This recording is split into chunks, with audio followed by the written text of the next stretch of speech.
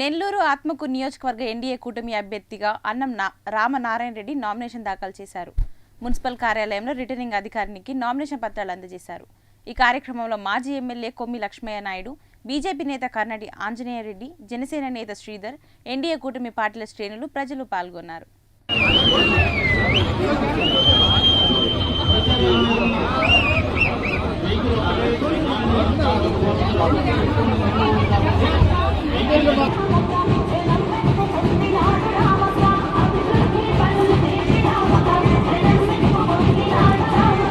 ఆనం రామరెడ్డి గారి నామినేషన్ ప్రక్రియలో భారీ స్థాయిలో ప్రజలు ఇప్పటికే గుమిగూడారు. ఇప్పుడు మనం చూసినట్టయితే ఇప్పటికే జనాలు ఎక్కువ మంది ఉన్నారు. భారీగా ఇప్పటికే వేలాది మందిగా తరలివచ్చిన 2009లో అఖండ మెజార్టీతో ఆయన గెలిచినాడు. మళ్ళీ ఈరోజు 2019లో మళ్ళా 2024 ఎలక్షన్కి మళ్ళీ ఈరోజు ఆయన నామినేషన్ వేస్తున్నాడు. అదే విధంతో అభివృద్ధి దాత అంటే